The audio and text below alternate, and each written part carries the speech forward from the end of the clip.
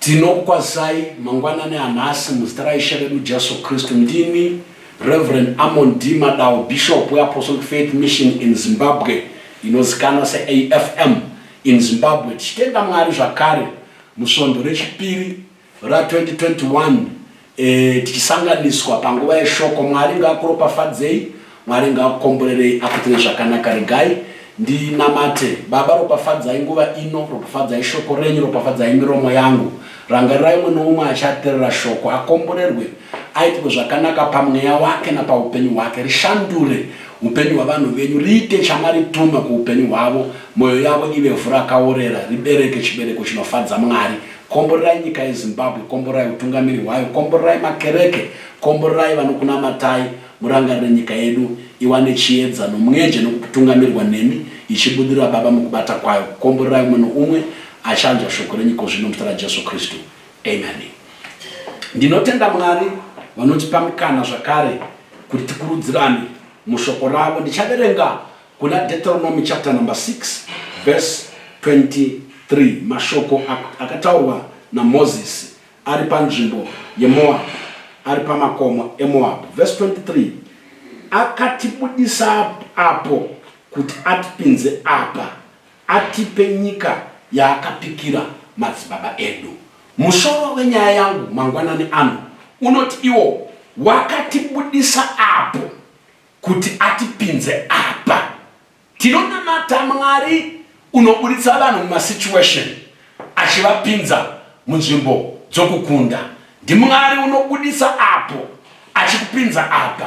Ndi Mwari vana vemazuva ano vanotaura mashoko anoti akadii malevels, ari sei malevels. Ndi Mwari wemalevels. Unodaro Paulo kuna 2 Corinthians chapter 3:18 unoti kubudikidza naMwari uyu tikatarira kuna Jesu, chiso nechiso tinobva pane kumwe kubwinya tichienda kuno kumwe kubwinya, tinobva pane imwe level tichienda pane imwe level. Sekutaro kwatiri kuita tiri vanhu vachangopinda mugore ra2021 tabuda muna 2020, zvoreva kuti malevels edu anofanira kushanduka. Hazvifaniri kuramba zvakadaro muupenyu hwedu, nokuti Mwari wakatibuditsa apo kuti atipinze apa. Mashoko andaverenga pano ndaverenga mubhuku raDeuteronomy. Bhuku raDeuteronomy rinonzi the second law, kana mutemo wechipiri, kana kuti kudzokororwa kwemutemo. Kana ukariverenga unoona Mozisi achitanga kuyeuchidza vana vaIsraeri mutemo wavakapiwa naMwari kuna Mount Sinai, kuna chapter 20 yaExodus. Mozisi unodzokorora zvakare nhoroondo yokubata kwaMwari navana vaIsraeri murwendo rwavo. Mozisi unodzokorora minana yakaitwa naMwari, unotaura nyasha dzavakaitirwa naMwari mukufamba kwavo, achiti Mwari uyu wakakurwirai, akakuchengetai, akakukundisai, akakupai mvura, akakupai chingwa. Regai nditaure nchiti kana riri bhuku raDeuteronomy bhuku redzokororo, indava riri bhuku redzokororo. Mwari watinonamata ndimwari unodzokorora. Zvakanaka zvaakamboitira vanhu gore rapera unovaitira kunyange negore rino. Hondo dzaakakukundira gore rakapfuura unokukundira kunyange gore rino. Paakakubuditsa panonzi navanhu haubude, uchakubuditsa kunyange mugore rino ra2021. Tonamata Mwari wetariro, tonamata Mwari unodzokorora, the God of second chance, the God of repetition, the God of good things. Ende zvaakanakira Mwari wedu, kana odzokorora zvaanodzokorora haazvidzokorori nemalevels aakatanga nawo, unodzokorora nemalevel epamusoro. Chinangwa zvakare chebhuku raDeuteronomy chaive chekuvandudza sungano yavana vaIsraeri naMwari wavo. Mwari wedu ndimwari wokuvandudza commitment yedu kwaari. Patinotanga gore kudai, vana vaMwari, gadzirisa ukama hwako naMwari, vandudza sungano yako naMwari, vandudza chinamato chako, uzvipire patsva kuti gore rino ndichanamata Mwari wangu nomwoyo wangu wose, ndichamunamata nesimba rangu rose, ndichamunamata neupenyu hwangu hwose, ndichawedzera chinamato changu kudarika manamatiro andakaita gore rapera, ndichawedzera kubatira Mwari kwangu kudarika zvandakaita gore rapera. Zvino nyaya yangu iri kuti iyo wakatibuditsa apo. Mwari wedu ndimwari wokubuditsa paya panonzi navanhu haupabude. Mwari wokudenga unokubuditsa. Rega ndikutaura kuti nyaya iri panapa. Mozisi haana kuti takabuda, unoti takabuditswa. Zvoreva kuti uriko una masimba wose, unobuditsa. Uriko une nyasha zhinji, unobuditsa. Uripo une tsitsi, unobuditsa. Uripo unogona kukubuditsa. Kune paya pawakanga wakarongerwa navavengi vako pabasa, kune vakambokurongera maraini maunogara, mune para vakambokurongera mukati memhuri yokwenyu, kunyange muchechi yokwenyu varipo vakakurongera vakati apa patamuisa hapabude. Asi rega ndikutaurire tina Mwari unobuditsa. Zvanzi naMozisi wakatibuditsa paya pakatakanzi hatibude. Vana vaIsraeri vari muIjipita, vari pasi pekutapwa, vari pasi pekushungurudzwa, vari pasi pekutambudzwa. VaIjipita vachivashandisa zvinorwadza. VaIjipita havana kumbozvifungira kuti vana vaIsraeri vanobuda.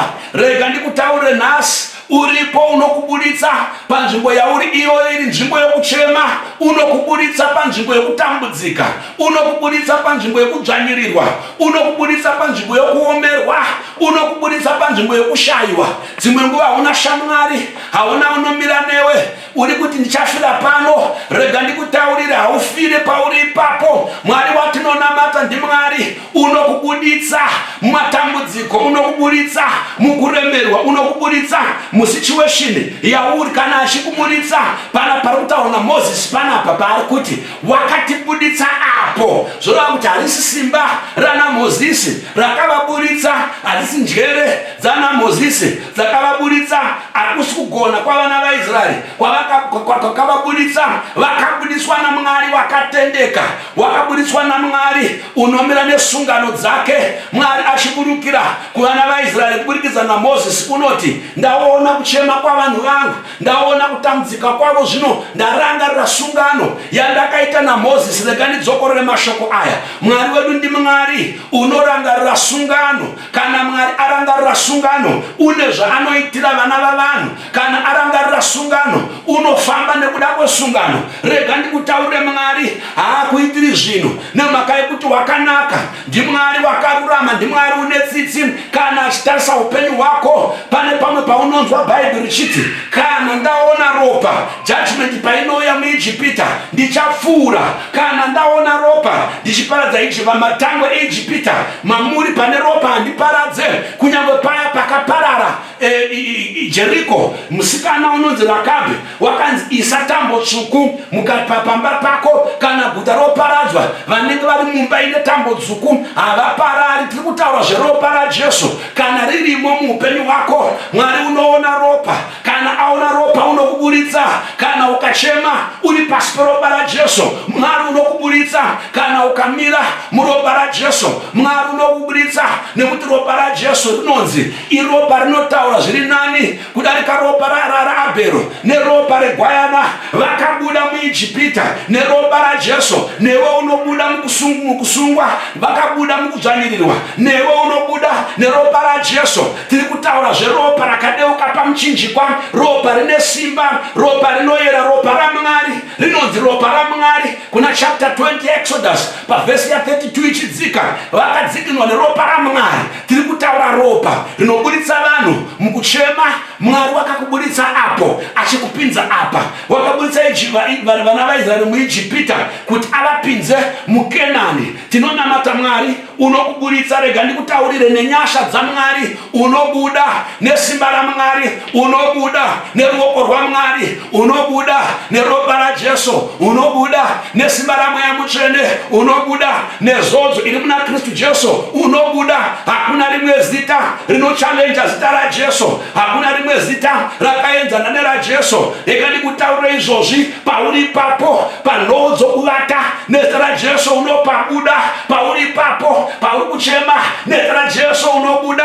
Pakuroyiwa pawakaitwa nezita raJesu unopabuda. Kune vanofunga kuti vakakanda mhepo dzichachengetedza uri panzvimbo yekunzi haurorwi. Vakakanda mhepo dzichakubata uri panzvimbo yekunzi haubudiriri muupenyu, haubati mari muupenyu, hausimiki muupenyu, haudi chinhu muupenyu. Pano taverenga Mozisi achideclare testimony, unoti wakatibuditsa apo kuti atipinze pano. Rega ndikuudze ndikudze ndine shoko randatumwa naShe kwauri, unopabuda chete. Pawakanza ubudi, pawakatsikirwa nemhepo dzedzidza nedzerudzi unobuda, pawakatsikirwa nemhepo dzavaroyi unopabuda, pawakatsikirwa navavengi unopabuda. Upenyu hwako huri maoko aJesu Kristu, upenyu hwako huri maoko aMwari anotaura nezvefuture yako. NdiMwari anodecide ramangwana rako, havasi vavengi vako vanodecide future yako, haasi madhimoni, haasi Satani anodecide future yako. NdiJehovha Mwari mupenyu. Moses une shoko nhasi unoti Mwari uyu wakatibuditsa apo akatipinza apa. Hatibudi nekugona kwedu, tinobudiswa nokugona kwaMwari. Hatibudi nenjere dzedu, tinobudiswa neuchenjeri hwaMwari. Hatibudiswi nesimba redu, tinobudiswa nekugona kwaMwari. Gore ratakabuda ra2020 rakanga riri gore rakarwadza kwazvo. COVID-19 yakaparadza vanhu. COVID-19 yakauraya zviuru nezviuru zvavanhu munyika yose. Pakaitika lockdown yakakanganisa magariro avanhu, yakakanganisa mamiriro epfuma yenyika, yakakanganisa mafambisirwo emabhindauko nemabusiness, ikakanganisa kunyange upenyu hwekugara kwavana mudzimba navabereki mudzimba, varume navakadzi mudzimba dzavo. Kune zvizhinji zvakaitiwa muna 2020 zvikonzereswa nechirwere cheCovid-19. Kune hama dzakakuvara, vamwe vakadzingwa mabasa, vamwe vakavharirwa mabusiness avo, vamwe vane maplans asina kufamba muna 2020, vane zvirongwa zvisina kuendeka muna 2020, progress haina kuitika muna 2020. Asi rega ndikuudze sei wasvika pana 2021, Jehovha Mwari akakubuditsa muna 2020 unokupinza muna 2021 nemhaka yekuti une pfungwa dzakanaka pamusoro poupenyu hwako. Unodaro kuna Jeremiah 29 verse number 11, ndine pfungwa dzakanaka pamusoro poupenyu hwako, kwete pfungwa dzokuparadza, asi pfungwa dzokupa mufaro nemugumo une tariro, pfungwa dzokupa rugare. Tiri kuparidza Mwari wenyasha, tiri kuparidza Mwari wetsitsi, tiri kuparidza Mwari wakarurama, tiri kuparidza Mwari wakanaka.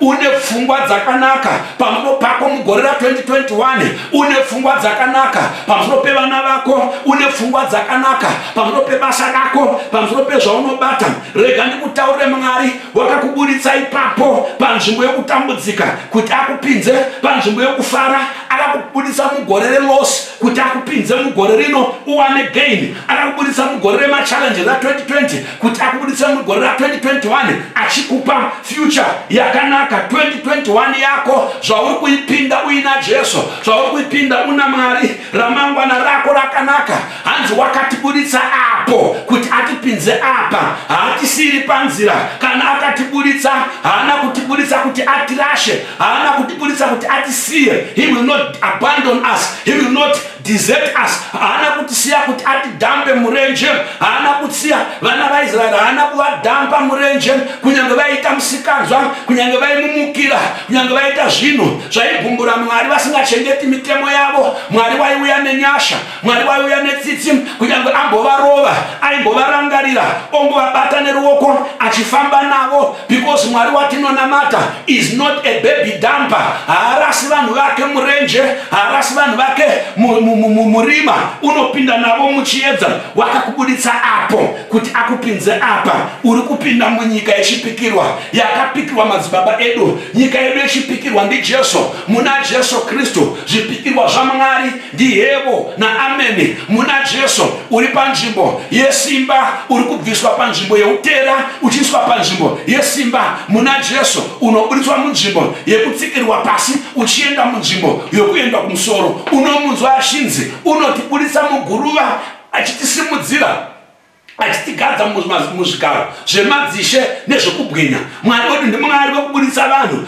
Unokupinza muzvipikirwa zvake, unokupinza mukukunda muna 2021, unokupinza muutano muna 2021, unokupinza mumakomborero muna 2021, unokupinza munyasha muna 2021, unokupinza muzodzo muna 2021.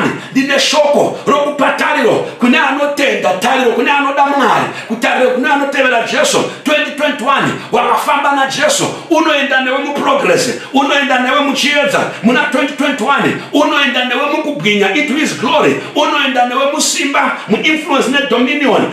Unonzwa David achiti unyoro nenyasha zvinotitevera mazuva ose ekurarama kwangu, andife ndichararama kunditaure kunaka kwa Mwari. Tarisira kunaka kwa Mwari muna 2021, tarisira simba la Mwari muna 2021, tarisira kukwaniswa na Mwari muna 2021. Tiri kupinda munyika yechipikirwa, chipikirwa chedu kukunda, chipikirwa chedu kubudirira, chipikirwa chedu kufamba muchene, kufamba mukururama. Pinda muna 2021 uri mu presence ya Mwari. Mwari achifamba pamberi pako, Mwari akakukomberedza, Mwari ari pamusoro pako, Mwari ari pasi pako, Mwari ari pese pese. Pinda muna 2021 uine tariro yekuti Mwari wakakubuditsa apo, uri kupinza apa, uri kusimudza ma levels ako. Unyoro wa Mwari, kunaka kwa Mwari, titi za Mwari zishakutakura zichienda newe muna 2021. Nyasha za Mwari zishakutakura zichienda newe kumufaro wakakugadzirira hatina Mwari unotipinza mugore idzva achida kutiparadzira mariri, asi tinoziva muvengi wedu ndiye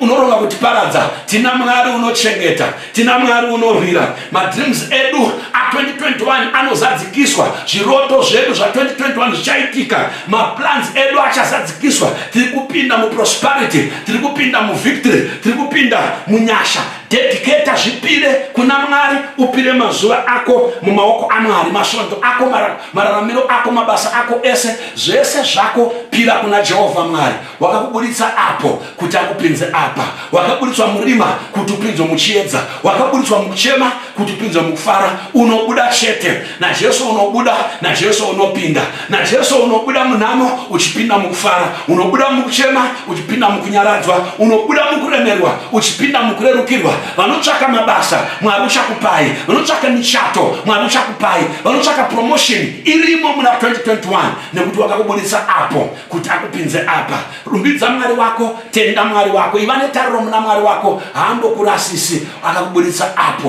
kuti akupinze apa, ugofamba uchifara, uchirumbidza zita rake nekupupura kunaka kwako. Upenyu hwako unofanira kutaura chapupu chokugona kwa Mwari. Mwari ngakuropafadze, akuite zvakanaka. Rega ndikunamatire Baba, makabuditsa vanhu venyu mugore ra 2020 muchivapinza mugore ra 2021 nekuti mune pfungwa dzakanaka pamusoro poupenyu hwavo, mune kuronga kwakanaka pamusoro peramangwana ravo. Komborerai vanasikana navanakomana, komborerai ana baba nana mai, komborerai dzimhuri, komborerai nyika yedu, komborerai pfuma yenyika yedu, komborerai hurumende yedu, komborerai vatungamiri vedu, komborerai vatungamiri vemakereke, komborerai basa renyu, mutungamirire umwe noumwe mune zvakanaka zvamakamurongera.